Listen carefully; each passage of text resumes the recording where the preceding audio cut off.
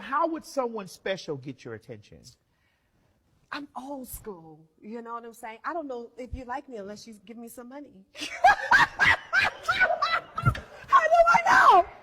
How do I know you like me if you don't send me a gift or give me some money? How would she know? How would she know, Bello? How would she know? Now, Christina, girl, I know what you was trying to do, but this is not how you do it, sis. This is not how you do it.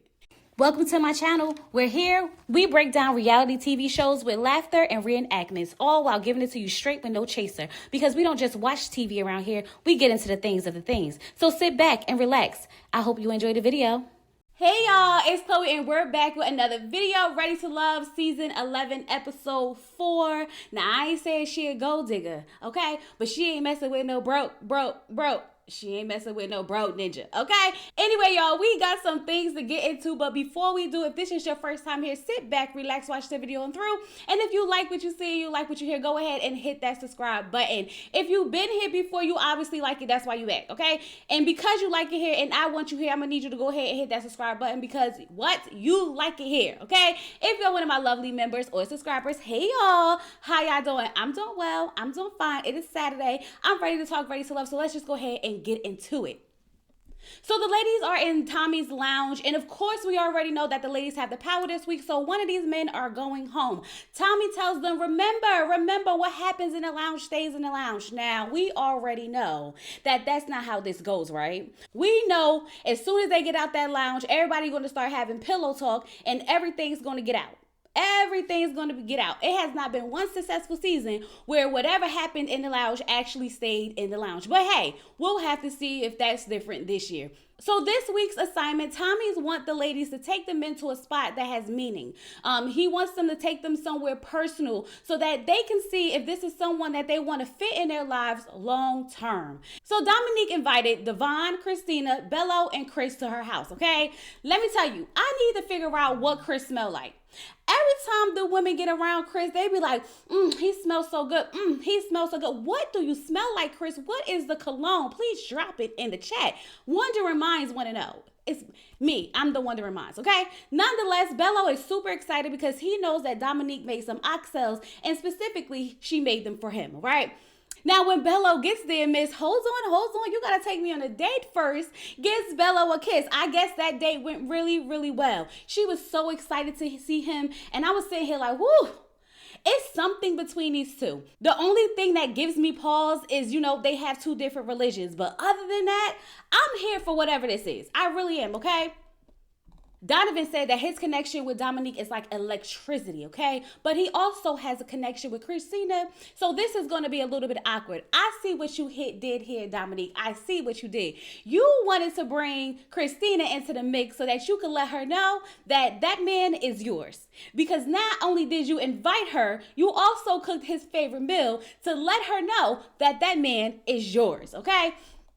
So, of course, we know that she cooked the Jamaican food for him. And Bello's favorite is oxtail, and that is not lost on Christina at all. She already peeped what's going on. Now, Donovan's a little bit jealous because he's sitting there trying to figure out, like, why she couldn't make my favorite food. Why she couldn't learn how to make sushi. Oh, baby, you a backup plan, sir. You are a backup plan. Now, I know that Dominique has a way of making all the men in her presence feel like they're the one. But, baby, it's Bello for her. It's absolutely Bello for her. So Chris and Christina are sitting down talking, and he's telling her how she's stunning. Now, Christina tells us that, growing up, she didn't have it easy. She got called a lot of names. She was told that she was ugly. She was called fat, Miss Piggy, all types of things. And because of that, that kind of made her who she is. She learned to work through it, and it always keeps her humble.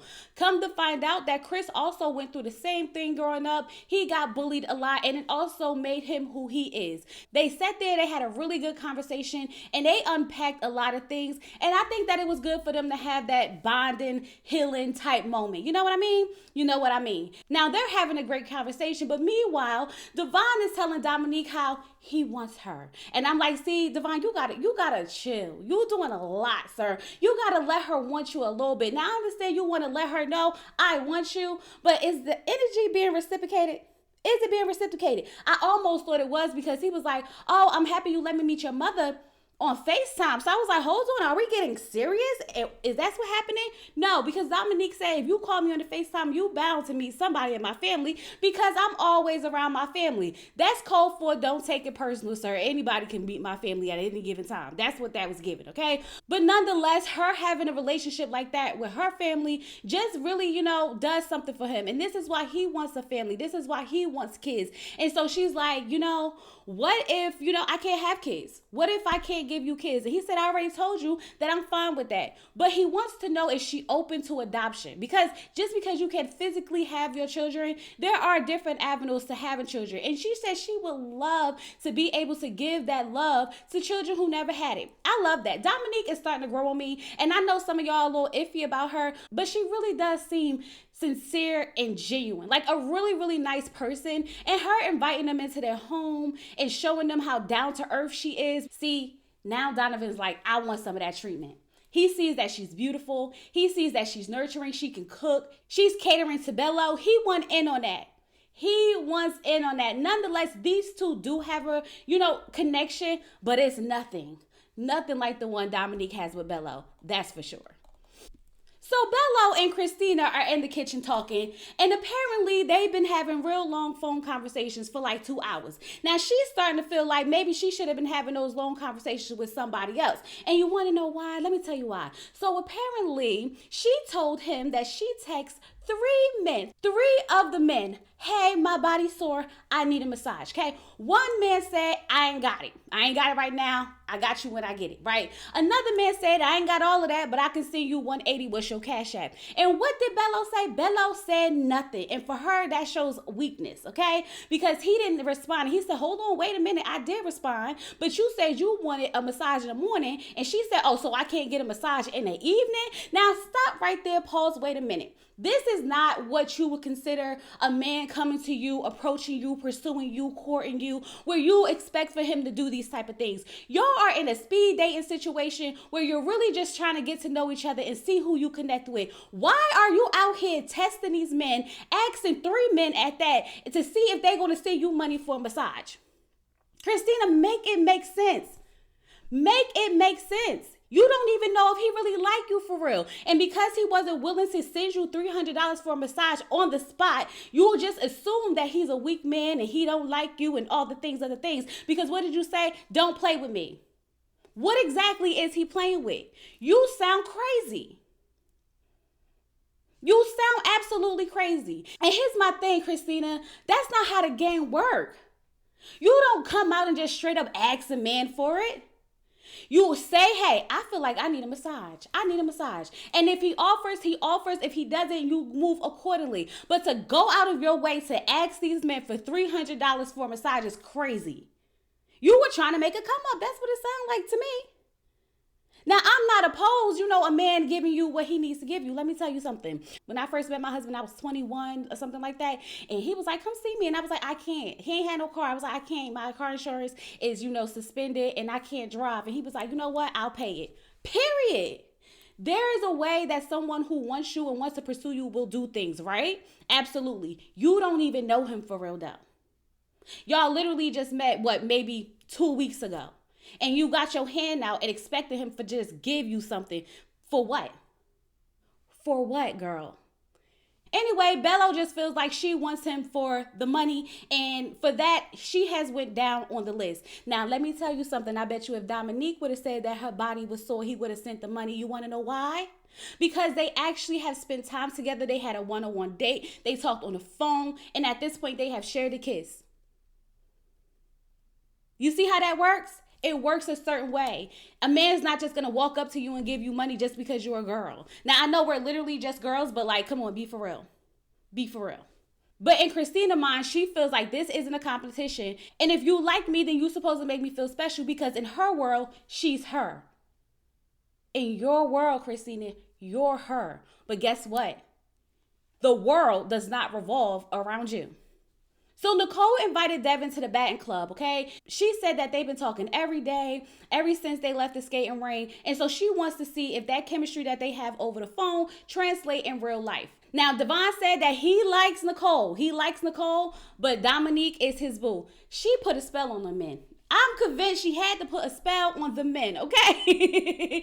So they hit the balls, they have some fun. It looks like they had a good time. When they sit down, they start talking, and she asked him, what is his ideal woman, right? He said someone that's smart and kind and thinks about the world beyond themselves. She said that she feels exactly the same way. She wants to make change, and she feels like if she has a partner who understands that and who is supportive, that they can make changes to the world together. So these two are really like, vibing. My thing is, I feel like sometimes when I watch Devon with certain women, I just like him with them. Like last time I saw him with Shannon, I was like, I like him with her. And now I'm saying here like, I like him with Nicole too. But it's something about Devin that I gotta keep an eye out for. Okay, because I need to know, is Devin being his authentic self? Is he being who he really is? Or is he adapting to the woman that he's around? Because one minute he's nerding out with Shannon, and then the next minute he want to change the world with Nicole. You know what I mean? You know what I mean. But they really do have a lot in common. But Devin, I don't know what it is about Devin, but when he was looking at Nicole while she was talking, it definitely seemed like he was about to lean in for a kiss. I'm like, Devin, you better not. You better not. But he didn't. He didn't. And I said, okay, you learned your lesson, sir. You learned your lesson.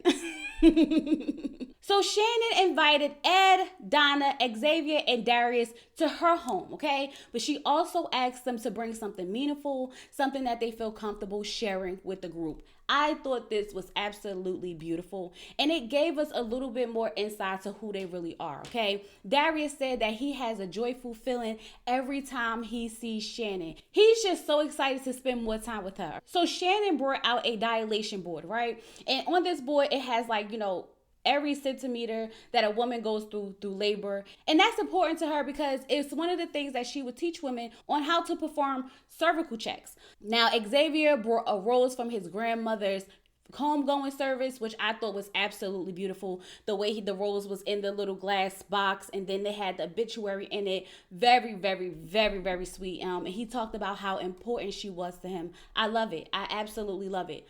Donna brought the pom-poms from when she was a dance coach and she retired. And it's just something that they all kept to have memory of the time that they had together. And you can see her getting a little emotional. And I felt like these people really put some thought in with the things that they brought to show different sides of them. So I really appreciated it, okay? Now, Ed brought a statue from his cousin that he sent to him right before he passed away doing active duty. And I'm just sitting here like, are y'all trying to make me cry? Are y'all trying to make me cry today? Because, oh my goodness, it was so touching. Like, I knew that they were going to bring things that were personal to them, but I didn't know they were going to bring things that was like this personal to them, okay? Darius brought his daughter's first dress that his mother made for her because his mother used to make clothes, and he still had the first dress that his mother made for his daughter, and she's 20. Oh my God. Oh my God. Y'all don't get it. Y'all get it? Because if you get it, you get it, right? He said that that's where his passion for fashion came from because his mother used to make his clothes. And me and Donna were here with it, okay? Because it was at that moment that Donna realized that maybe she did prejudge him a little bit. Maybe she should have taken the chance to really get to know him before she just assumed that he was jive and this, that, and the other. You know what I mean? You know what I mean? And I'm happy that Darius allowed himself to be vulnerable with them because it does show a different side to him. So Xavier and Donna are finally having this long-awaited conversation, right? They sit down, she's asking him questions, and at this point, it's very clear that he don't really care about this process that much. Come to find out, this man don't even have nobody's number for real. He not even really trying to get to know anybody. And I'm just saying here like, Xavier, what's your purpose? Why are you here if you don't want to get to know the women? And even Donna picked up on it because she said, it seems like he's not really into this process. And not like Xavier, you do know that you're supposed to get the woman's phone number, talk to them, get to know them. He said he talked to one woman and it just wasn't his vibe. So what about the rest of the women? What about the rest of them? It was 10 women at one point. And you mean to tell me you only got one woman's phone number? Sir, you were going home regardless, only messing with one woman. Because if you had one woman's number and you actually did hit it off with her, it wasn't enough to save you. You were going home. Side note, I do not like that pink ruffled dress that Donna got on in the confessional. Girl, take it off. Take it off. It makes you look bulky, like big. I don't like it. It gotta go, okay? It's not flattering to you at all. So Shannon and Ed are off to the side having their conversation. They finally get to have this one-on-one that they've been dying to have for a long time, okay? He said that she gives him Michelle Obama vibes. He likes that, right? Yeah, he likes that. Now, I'm not going to hold y'all. I'm not going to hold y'all at all. They got chemistry. They got chemistry. When he was talking about how, he was a fighter and, his hands are not only for like fighting, they're for protection. And he put his hands on her hands. I said, ooh. I felt it. I felt it through the screen. She felt it too. She said, I love when he touched me. It just made me feel so protected. And y'all, when I tell you that I was ready to make them my couple, I promise you I was ready to make them my couple. But I had to think about it for a second, just a second, right? Because wasn't Ed the same one that said, I think it was Nicole. Was it Nicole? Whoever the girl is that had a crush on Ed, right? Remember he was saying how she always just seemed so reserved. And so now that she got her little dress on, her leg out, he wanted to really get to know her. I felt that was very weird because now you like Shannon, who is also very reserved and giving you Michelle Obama vibes, right? You just don't like that girl, right? Yeah, you just don't like that girl. Let's move on. So Ashanti invited Lauren, Cardi, and Vince to a cooking lesson because she's a chef, so it's only right. It's only right. So the instructor told them, when you pick up a knife, you say sharp, right? You say sharp so everybody know I got a knife in my hand. I don't want nobody to get hurt type of situation. Tell me why Vince is just yelling out sharp, sharp, sharp, sharp every time somebody chops something. Every time somebody did one slice, he's yelling out sharp. And I was aggravated. I'm with you on this, Lauren. You yell sharp one more time, I might drag you out of here. I might, okay? But nonetheless, Lauren and Cardi sit off to the side. They have a nice little conversation. And he's asking her, like, what is it that you want to do? Is there anything that you want to do that you're not doing? Because you're a mother. And she was like, listen, I'm a mother, but I'm doing all the things that I want to do. I am not losing myself, and my identity is not my children. Say it again for the people in the back.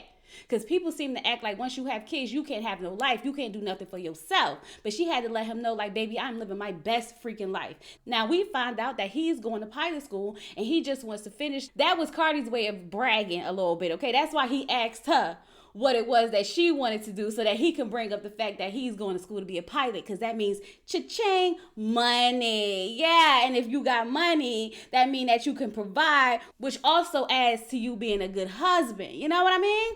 You know what I mean.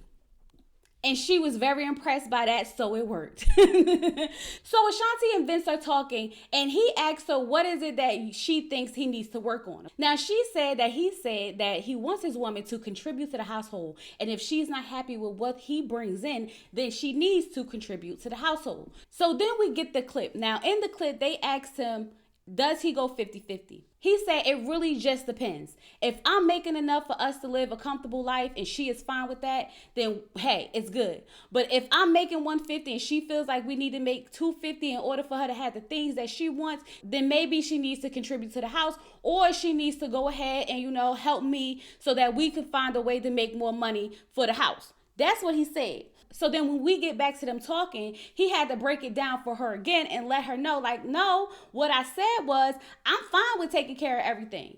But if she feels like she can't have a comfortable life because I don't make enough, then maybe she does need to contribute, or maybe she can be a little bit more supportive and we can find different avenues for me to make more money so that we can have a different type of life. Do you understand what I'm saying? Now, she said yes. He said, is that what you heard last time? And she said, no. So he said, so is that what you heard this time? And she said yes. So here's the thing. The way he is asking her feels like an interrogation. But he is just trying to make it very clear that I'm not a 50-50 type of guy. So don't go run back and tell them girls that I want them to pay bills, because that's not what's happening. His approach was very defensive, but I can understand why, because she did turn his words around. She did. She did, because I'm sure that they probably had a conversation about how he want his woman to contribute to the household. So he had to make sure that he cleared that up quick, fast, and in a hurry. But it is something about Vince that is very ajar. It's something about him that throws you off. Even from the conversation that he had with Dominique about the tattoo. I don't know if it's his approach. I don't know if it's the delivery. I don't know if it's the topic. But something about Vince is very off-putting. So I understand the energy that the women are picking up. And because they are picking up on that energy, Ashanti is like, I don't feel like arguing with no man. I don't want to do that. Conversation over, pretty much. So Ashley invited Ed to Barkside because she loves her dog, okay? And if you're going to be with me, then you need to be comfortable and you need to like my dog as well. So she felt like this was important to her, okay? They sit down and she's asking him about dating. How long do you feel like you should be dating someone before you know you get married? Now he said he don't have no timeline because he's been married before. He was married to his high school sweetheart and they kind of just grew apart because they got married so young.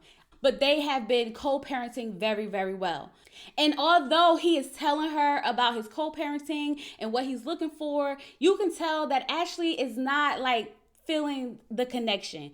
It's clear that she likes him. She's vocal about the fact that she likes him, but she also told him, I don't feel like you like me. Do you like me? Do you like me? Because it's not giving you like me. She feels like he needs to put in a little bit more effort, and it seemed like he might have some walls up. Now, let me tell you something. If I didn't see him with Shannon, I would believe that. But I think he might not like you, Ashley, because the way he is with Shannon is a whole different type of man than he is sitting in front of you. Just saying. So Steven invited Ashanti on a date. They tie-dyeing some shirts. They having a good time. And when they were talking, he said that she gives him a kid feeling. Not in a bad way, but as in a way like, you know, how he's just like, you know, happy to be around her. It reminds him of the girls that he would be around growing up, right? So she asked him about his plans and what dating looks like in the future and things like that. And he said that he wants a wife. Point blank, period. And not only does he want a wife, he wants a wife who wants to do stuff, okay? Not a wife that's just gonna be, I'm a mother, and be at home bored with them kids. He wants her to have her own passions, her own goals, her own dreams, and all the things of the things, okay? And she tells him, well, I'm that woman, okay? I wanna explore, I wanna go here, I wanna travel, I wanna take my kids, I wanna experience the world as a whole. And that must have did something for Steven because he finally asked her for her number. And I'm sitting here like, you know what, Steven, are you another Xavier? Because you just now getting Ashanti's number. And then I thought about how I ain't seeing on none of those group dates, which means maybe the women ain't really checking for you like that. What's going on, Steven? So now all the ladies meet up back at Tommy's Lounge and we got to get straight to business. So who are we connecting with? Now, Ashanti said that she's connected with Steven, but she also had a great time with Cardi. And Lauren said that she likes Cardi as well. When he smiled at her, she couldn't help but smile. It's like his whole face was glowing. Nicole said Devin. Shannon said Ed, okay? She said he's a manly man. And I'm sitting here making y'all my couple already. I am. I don't care what nobody say. Don't tell me I can't do it because I can, because I just did, okay? Now, Ashley said that she likes Ed too, but she's not sure if he likes her. But she is sure that Darius like her because them two be on the phone for hours and hours and hours. Dominique said having Bello in her space was like, welcome home, baby. Welcome home. She said that she don't do no kissing and telling, but she basically told us that they kiss without telling us. You know what I mean? You know what I mean. Now, Christina, I see all the faces you making. Fix your faces. Fix your face. You don't want him anyway, right? Because he ain't seen you the $300. So what's the face for? Trying to figure it out. Can't figure it out yet. Okay. So now we got to get down to who we not feeling. Now, Ashanti said she not feeling Vince. His energy is very combative, and a lot of other ladies agree with that, okay? Christina said, and the way he refers to some of the women, because he's been referring to some of the women as a bitch, okay? He's been saying, this B would think I like her, da-da-da-da-da-da. Now, Lauren was like, hold on. Has anyone actually heard him call somebody a B? And I'm like, didn't Christina just say that? She did just say that. So then Ashley was like, I heard he said it. And Dominique said, and he said it about you. And she was like, me? They was like, yeah, he said that you a tall bitch. She said, I'm a tall bitch? I said, ooh, child, that's what you get for trying to defend that man. If the girl said that he's been referring to some of the women as B words, what we got to give him the benefit of the doubt for? Now, not only did you find out that he was referring to some of the women as a B word, that B word was you. Girl, don't ever try to defend a man on a benefit of the doubt. Absolutely not. Immediately no. And then Tommy's like, I don't want to hear no B words. And it better not be said again. And if you hear it again, you let me know. So you could do what, Tommy? So you could do what? You don't even know what be going on half the time. What you gonna do? You gonna get in a gentleman's lounge and be like, now listen. Don't refer to the women as bees, okay? Okay. Oh, Unless you doing us some eliminating, what you gonna do? Nothing. Moving on. Now, Christina said that she not really feeling Bello. And she not really feeling Bello because she asked the 3 men for some money for a massage, okay? Now, the first person she asked was Chris, and Chris said he ain't got it like that. I said, oh, you messy. You messy. Maybe he did have it, he just didn't want to give it to you. And he wanted to see how you was going to respond, because why you putting his business out there like that? That's probably why Bello didn't answer you to begin with. Then she said, and the second person sent me money. He was like, what's your Cash App? And he sent me money. Oh, she wasn't going to say who sent her the money though, was she? No, she wasn't, because she didn't want the other woman to know that he's a generous man and he's giving out some coins and then not to take away from her coins. But they had to find out who it was, and come to find out it's Devin. Devin out here giving out the money, y'all, okay? Devin is out here giving out the money. I ain't mad at it, Devin. I see you. I see you. And then she said that Bello never responded. So therefore, it just seems like he doesn't like her. Oh, effing well. We didn't need a whole story as to how you was asking 3 men for money. And because this man didn't give you no money or respond the way you thought he should have responded. And because of that, now you don't like him. And you know what? Dominique was right. You was trying to be messy. You was trying to be messy. Because you tried to put both of her men on the spot. You definitely did. But you was going to keep that information about Devin to yourself. You was. You was. So then, of course, Xavier names get brought up because he don't really be talking to nobody for real. They said that he give old man vibes. He don't want to do nothing. He boring, this, that, and the other. So it was no surprise to me when I saw Vince and Xavier down at the bottom because, like, it makes perfect sense. It really does, okay? So Donna is sitting down with Vince and Dominique is sitting down with Xavier. Now, Dominique is a funny woman, okay? Let me tell y'all about Dominique. Dominique went and ordered that man an old-fashioned... She said, you just seem like an old-fashioned type of dude. And then it had a pretzel in it. And she was like, oh, pretzel, let me get the pretzel. And he was like, And she said, not you moving my head like my grandmother. I said, shade.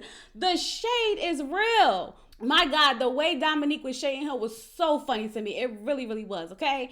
Now, Donna is over there talking to Vince, and she brought up how the lady said that he was referencing one of the ladies as a bitch, okay? And he said, listen, me and the guys, we were just joking. Me and the guys were just talking. I did call her a bitch, but I didn't mean like she's a bitch. You know, I was just referencing her as a bitch. You know how like when men be like, that's my bitch, like that type of thing, you know? And she was like, well, is that something you willing to work on? And he said, yes, because, you know, I thought about my daughter, and I don't want nobody to reference her like that. You just now thinking about your daughter? Because I'm sure this is not the first time that you reference a woman or a girl as a bitch. And this is the moment that you just now thought about your daughter. Be effing for real, Vince. Be effing for real. But if you say you're going to work on it, that's what you say, right? That's what you say. So now we find out that Xavier ain't asked nobody for their number. He's just moving so slow. But he does say that he now plans on being intentional. Now that you are having this, quote unquote, elimination dinner, you now want to be intentional? After we done got rid of 3 people, now you want to be intentional. No, Xavier, it don't work like that. You should have been intentional coming into Ready to Love, not 4 weeks later. Nonetheless, Donna is telling Vince that, you know, they don't like the way that he be approaching things. He gets real defensive. And he told them, listen, I'm not a politician. I'm not going to give you no politician answers, okay? I don't ever want you to guess what I'm thinking. I'm going to let you know how I feel right then and there. And if you can't understand that, then you could get gone. I respect it. I respect it. Because if this man is showing y'all who he is and y'all want to keep him around, that's nobody's fault but y'all.